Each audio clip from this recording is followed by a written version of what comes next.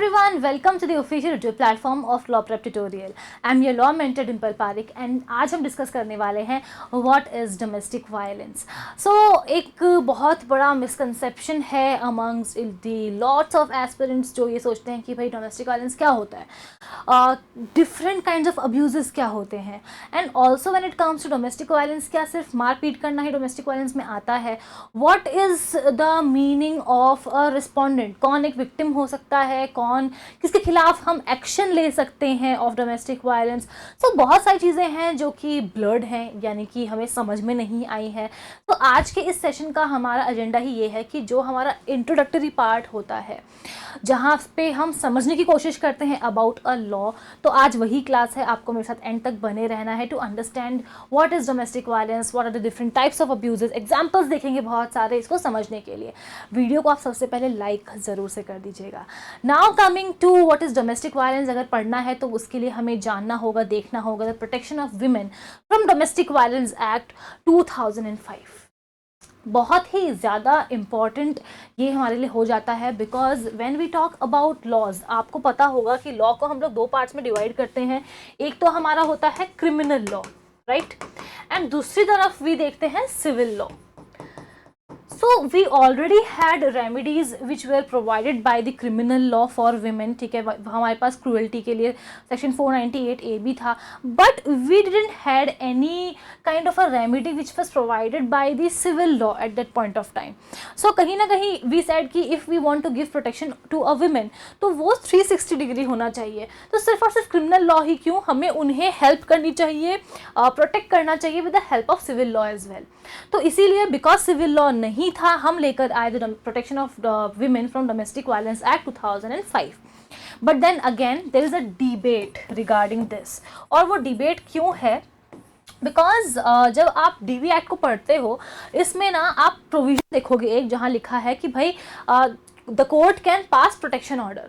सो अगर court protection order pass करती है, प्रोटेक्शन ऑफिसर उन पर्टिकुलर गाइडलाइंस को फुलफिल नहीं करते हैं, प्रोटेक्शन ऑर्डर जो पास किया गया है वो उसको सरपास करते हैं, उसको सही तरीके से फॉलो नहीं करते हैं, तो नंबर 1 जो हमारे प्रोटेक्शन ऑफिसर हैं उनको भी सज़ा मिल सकती है, पनिशमेंट मिल सकती है, ठीक है, और उन्हें फाइन भी भरना पड़ सकता है. एंड ऑल्सो जो रेस्पोंडेंट है, जिस पर्सन को बोला गया है कि प्रोटेक्शन ऑर्डर को फॉलो करना है, दूर रहना है विक्टिम से, और या फिर अग्रीव पर्सन जिसको हम बोलते हैं, या फिर आप उनसे मिल नहीं सकते हो. तो बेसिकली अगर यहाँ पर from the side of the respondent also अगर प्रोटेक्शन ऑर्डर को नहीं माना जा रहा है तो उनको भी पनिशमेंट मिल सकती है. सो टॉकिंग अबाउट दिस, हम तो ये बोल रहे हैं कि जो डोमेस्टिक वायलेंस एक्ट है वो सिविल लॉ है, और सिविल लॉ में तो हम हमेशा कॉम्पनसेशन फाइन्स के बारे में बात करते हैं, we never talk about punishment. So that was the thing. But इस डिबेट को क्लियर करते हुए हमें ये बताया गया कि डोमेस्टिक वायलेंस एक्ट जो है वो सिविल ही है इन नेचर. अब वो हमें कैसे पता चलता है, because when we look at the domestic violence act, आप ये समझने की कोशिश करना कि डोमेस्टिक वायलेंस करने के लिए पनिशमेंट नहीं मिल रही है, यहाँ पर पनिशमेंट मिल रही है ऑर्डर जो दिया जा रहा है under this particular act to protect a women, उसको ना मानने के लिए. And that is entirely a different thing. और सिर्फ ये दो ही सिनेरियोज हैं जिसमें पनिशमेंट दी गई है अंडर दिस एक्ट. सो इसीलिए if ever asked domestic violence एक सिविल लॉ ही है. अब हम बात कर रहे हैं अगर protection of women from domestic violence act के बारे में, तो ये जानना भी बहुत ज़रूरी है कि डोमेस्टिक वायलेंस होता क्या है, because a lot of us only think that मारपीट करना ही डोमेस्टिक वायलेंस है. तो यहाँ पर इससे पहले मैं आपको दो और इम्पॉर्टेंट टर्म्स बता देना चाहती हूँ. एक टर्म तो मैं आपको बताया ही है, अग्रीव्ड वीमेन, राइट, और दूसरा टर्म जो है हमारा वो हो जाता है रिस्पोंडेंट. ठीक है, अब जो डोमेस्टिक वायलेंस एक्ट है वो आपको नाम से ही पता चल गया होगा, सिर्फ और सिर्फ प्रोटेक्ट करता है विमेन को. तो अग्रीव्ड विमेन, अग्रीव्ड पर्सन कौन हो सकती है, सिर्फ एक वुमन ही हो सकती है, एक औरत ही हो सकती है, it can not be a man. But अब अगर हम बात करें रिस्पोंडेंट की, यानी कि कौन डोमेस्टिक वायलेंस कर सकता है, तो ये कोई भी हो सकता है. क्या पहले यही केस था? जी नहीं. अगर हम बात करें एक बहुत ही इंपॉर्टेंट जजमेंट की which was Hiral P Harsora का केस इन द ईयर 2016, इससे पहले अगर हम देखते थे डोमेस्टिक वायलेंस एक्ट को तो हमें बताया जाता था कि भाई रिस्पोंडेंट जो है वो इंक्लूड करते हैं एनी एडल्ट मेल पर्सन, यानी कि डोमेस्टिक वायलेंस सिर्फ और सिर्फ एक एडल्ट मेल पर्सन कर सकता है.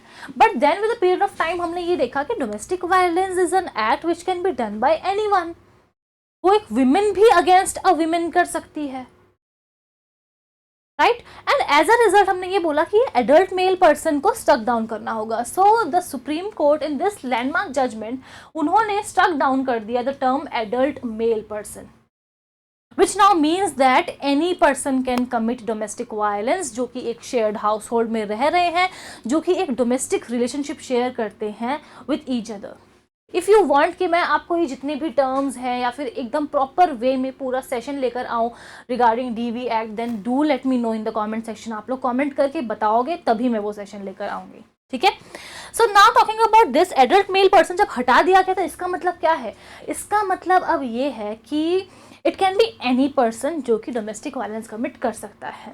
सो अब एक और क्वेश्चन अराइज होता है कि if there is no demarcation, हम बोल रहे हैं कि हमने ये भी नहीं लिखा कि एनी एडल्ट पर्सन, यानी कि मेल पर्सन हटा देते, बट हमने तो एडल्ट मेल पूरा हटा दिया।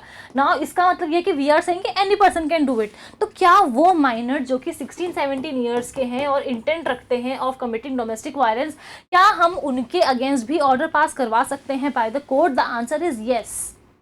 कोर्ट ने खुद ने कहा है कि upon the it depends upon the different facts and circumstances of the case. Court जो है वो डिफरेंट केसेस को देखेंगे एंड उसके बाद डिसाइड करेंगे कि क्या 16 to 17 ईयर्स के बीच में जो भी बच्चे आते हैं उनके ऊपर अप्लाई हो सकता, हम करेंगे या फिर नहीं करेंगे। क्योंकि यहाँ पर ये कहा जा रहा है कि ठीक है डोमेस्टिक वायलेंस ना करे चाहे, लेकिन वो अबेट तो कर सकते हैं और वो यहाँ पर हेल्प भी तो कर सकते हैं डोमेस्टिक वायलेंस कमिट करने में। फॉर एग्जाम्पल कोर्ट ने ऑर्डर पास कर दिया और कहा कि ये जो पर्टिकुलर एरिया है घर का, उसमें से ये जो पर्टिकुलर पार्ट है, पोर्शन है, इसमें विक्टिम रहेंगी, रिजाइड करेंगी और कोई भी पर्सन यहाँ पे एंटर नहीं करेगा ताकि उनको परेशानी ना हो। तो अगर हम domestic violence act in 16-17 year old minors पे अप्लाई नहीं करेंगे तो इसका मतलब ये है ना कि इंसान खुद नहीं जाएगा बट किसी माइनर को एंट्रेंस दिलवा देगा, बिकॉज माइनर के ऊपर तो हम लॉ अप्लाई कर ही नहीं रहे हैं। And as a result because we wanted 360 degree protection again, तो हमने यहाँ पर अभी ये कह दिया कि ठीक है it will be applied on everyone. So victim कौन हो सकती है? Aggrieved person can only be a women, लेकिन डोमेस्टिक वायलेंस करने वाला कोई भी हो सकता है, इधर मैन और इधर women, including minors of 16 to 17 years. अब यहाँ पर एक और चीज़ को समझने की कोशिश करते हैं। When we talk about section 498A of IPC, तो वहाँ पर हम क्रूअल्टी बाय हस्बैंड और रिलेटिव्स देखते हैं एंड एज अ रिजल्ट हमें ये लगता है कि डोमेस्टिक वायलेंस भी सिर्फ हस्बैंड और उनके रिलेटिव्स यानी कि इन लॉज ही कर सकते हैं। That is not the case. जब आप पढ़ोगे क्या डोमेस्टिक रिलेशनशिप होता है, क्या शेयर्ड हाउस होल्ड होता है, आप देखोगे कि there has to be a domestic relationship between two people, जहाँ पर two people are related to each other by any means, like adoption, like marriage, like birth, by relationship in the nature of marriage, by just the virtue of living together like a joint family. तो कुछ भी हो सकता है। And as a result domestic violence सिर्फ और सिर्फ ये husband wife and in laws वाला मैटर नहीं है, it is way beyond that. Domestic violence एक सिस्टर के साथ भी हो सकता है which can be done by a brother, हर मदर और हर father. Domestic violence can be done by a son, by a daughter against their mother as well. कुछ भी हो सकता है, बस विक्टिम एक विमेन होगी, करने वाला डोमेस्टिक वायलेंस कोई भी हो सकता है। अब इतनी बार अगर हम डोमेस्टिक वायलेंस के बारे में बात कर रहे हैं तो एक बार देखिए तो डोमेस्टिक वायलेंस आखिर होता क्या है। So when we talk about domestic violence, इसका मतलब ये होता है कि हम किसी पर्सन को हर्ट कर रहे हैं या फिर हम उसको डरा रहे, धमका रहे हैं, थ्रेटन कर रहे हैं, कुछ ऐसा कर रहे हैं जिसकी वजह से सिर्फ और सिर्फ ये ज़रूरी नहीं है कि उसको फिजिकल हम लोग परेशान करें, फिजिकली हम लोग उसको परेशान करें, यहाँ पर मेंटली भी अगर उसको परेशान करा जा रहा है तो वो भी डोमेस्टिक वायलेंस में आ जाएगा। कोई इलीगल डिमांड है हमारे, इसको फुलफिल करने के लिए उसको धमका रहे हैं कि तुम्हारे जो फैमिली मेम्बर्स हैं हम उनको परेशान करेंगे। फैमिली मेम्बर्स को कॉल करके बोलना कि अगर तुमने हमारी बातों को नहीं माना तो तुम्हारी बेटी को हम परेशान करेंगे। ये सब कुछ बेसिकली हम लोग यहाँ पे सिर्फ और सिर्फ हर्टिंग की बात तो कर ही नहीं रहे हैं, we are including the terms like threaten करना किसी को, थ्रेटनिंग का टर्म हम लोग यहाँ पर यूज करें, harm, harassment, we are using all the words. So it can be anything, ठीक है। और इसको बेटर वे में समझने के लिए हमें देखना होगा types of abuses. Some of the people think that सिर्फ और सिर्फ फिजिकली किसी को मारना, बॉडीली पेन देना या फिर उसके ऊपर क्रिमिनल फोर्स यूज़ करना, उसको मारना, धक्का देना, जहाँ पर उसके चोट लग जाए, फ्रैक्चर हो जाए, सिर में चोट लग जाए, सिर्फ यही सब कुछ डोमेस्टिक वायलेंस होता है? The answer is no. Domestic violence is beyond merely physical abuse, ये तो सिर्फ एक पार्ट है उसका। मोस्टली हम अगर बात करें तो वर्बल एंड इमोशनल अब्यूज हमें बहुत देखने को मिलता है. For example, there is a women who is not able to bear a male child for a family, जिनके लिए मेल चाइल्ड मैटर्स, और वो उसको रोज रोज रोज रोज टॉन्ट कर रहे हैं, ताने मार रहे हैं, बहुत कुछ सुना रहे हैं, नेम कॉलिंग कर रहे हैं, रिलेटिव्स के सामने बेइज्जती कर रहे हैं. ये सब डोमेस्टिक वायलेंस में आता है. And if a women is not able to bear a child also, तो वो भी डोमेस्टिक वायलेंस में आएगा. And in a lot of cases we have seen that, for example, once a marriage is done and उसके बाद name calling करना, humiliate करना दूसरों के सामने, या दूसरों के सामने ना भी करो, घर में ही रोज आप अगर ह्यूमिलिएशन देख रहे हो किसी पर्सन का कि ऐसे ही बस शादी हो गई, तुम तो दिखने में काली दिखती हो, या तुम दिखने में, तुम्हारा जो फिजिकली हम किसी के बारे में बॉडी शेम कर रहे हैं उसको कि तुम तो मोटी दिखती हो, ऐसे वैसे, और वो रोज उसको सुनाया जा रहा है. ठीक है. सो वो भी किस में आ जाएगा, वो भी वर्बल एंड इमोशनल अब्यूज में आ जाएगा. एक तरीके के कंट्रोलिंग बिहेवियर रखना, जहाँ पर you are not allowing someone to visit their family members. आप वो कहाँ जाएगी, कब जाएगी, किससे मिलेगी, घर से बाहर कब पैर रखेगी, everything is decided by some particular person who is there in a domestic relationship in a shared household. So वो किस में आता है, वो वर्बल एंड इमोशनल अब्यूज में आता है. And it is also a type of domestic violence जिसके बारे में हमें पता नहीं होता है. And most importantly, when we talk about economic abuse, very important. In a lot of households, women are compelled to work, कि भाई पहले घर पे पूरा जितना भी काम है सब कुछ अकेले करो, उसके बाद जो हमारा फैमिली बिजनेस है उसमें भी हेल्प करो, वापस लौट के वापस घर का काम करो. If a woman is doing it willingly, प्यार से, तो अच्छी बात है. But in a lot of cases ये अब्यूज करने के लिए होता है कि यहाँ भी काम करो, वहां भी काम करो, and women does not want to do so. ये आता है इकोनॉमिक अब्यूज में, which is a domestic violence. A women is there going out earning, but उसकी जितने भी अकाउंट्स हैं उस पर कंट्रोल रखना, उसको बिल्कुल, उसको अपने ऊपर भी पैसे खर्च ना करने देना, सब कुछ पैसे खुद ले उससे छीन लेना, इकोनॉमिक अब्यूज में आता है. A women is there who is dependent upon you, but you are not giving her enough money और रिसोर्सेज जिससे कि वो थोड़ा बहुत भी खुद के ऊपर खर्च कर सके.